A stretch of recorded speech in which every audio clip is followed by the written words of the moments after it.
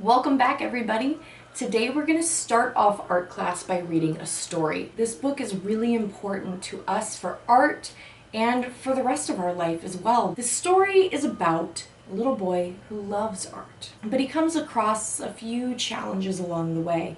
In art and in life, we come across all kinds of challenges that set us back from making our dreams happen. And it's really important to remember exactly what this little boy found out. So let's take a look at that story, and then I'll tell you what we're going to do with it.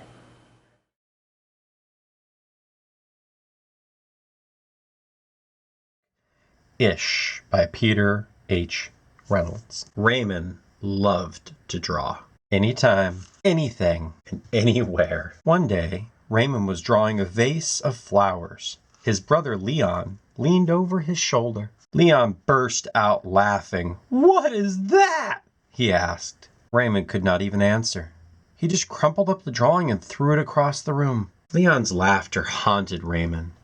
He kept trying to make his drawings look right, but they never did. After many months and many crumpled sheets of paper, Raymond put his pencil down. "I'm done." Marisol, his sister, was watching him. "What do you want?" he snapped. "I was watching you draw," she said. Raymond sneered. "I'm not drawing. Go away." Marisol ran away, but not before picking up a crumpled sheet of paper. "Hey, come back here with that!" Raymond raced after Marisol up the hall and into her room. He was about to yell, but fell silent when he saw his sister's walls. He stared at the crumpled gallery. "This is one of my favorites," Marisol said, pointing. "This was supposed to be a vase of flowers," Raymond said, "but it doesn't look like one." "Well, it looks vase-ish," she exclaimed. "Vase-ish?" Raymond looked closer. Then he studied all the drawings on Marisol's walls and began to see them in a whole new way. "They do look ish," he said. Raymond felt light and energized. Thinking ishly allowed his ideas to flow freely. He began to draw what he felt, loose lines, quickly springing out without worry. Raymond once again drew the world around him. Making an ish drawing felt wonderful.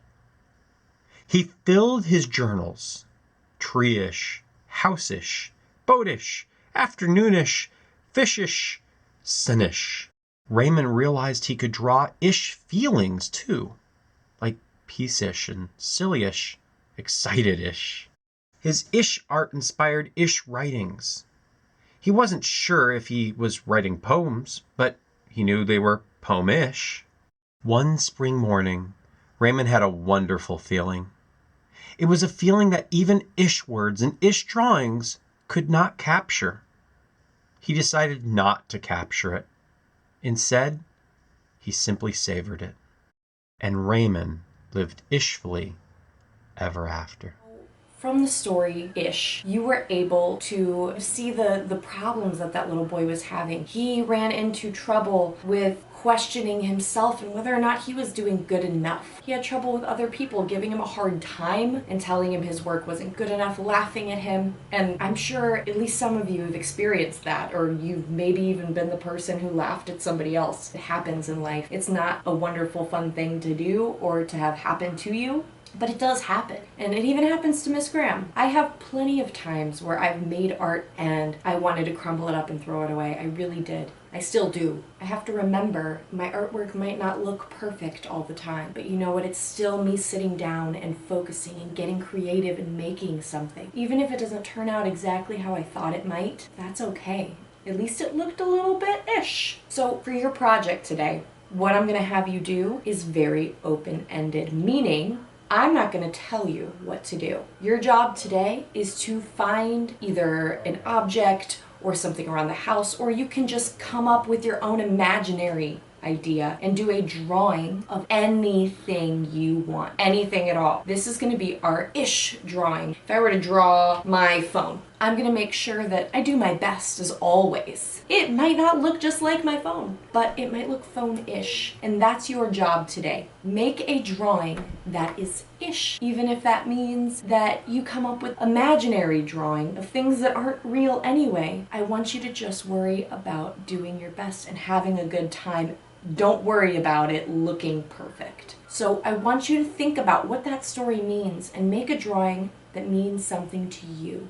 Until next time, remember, you are so smart and so important and so loved. I'll see you soon.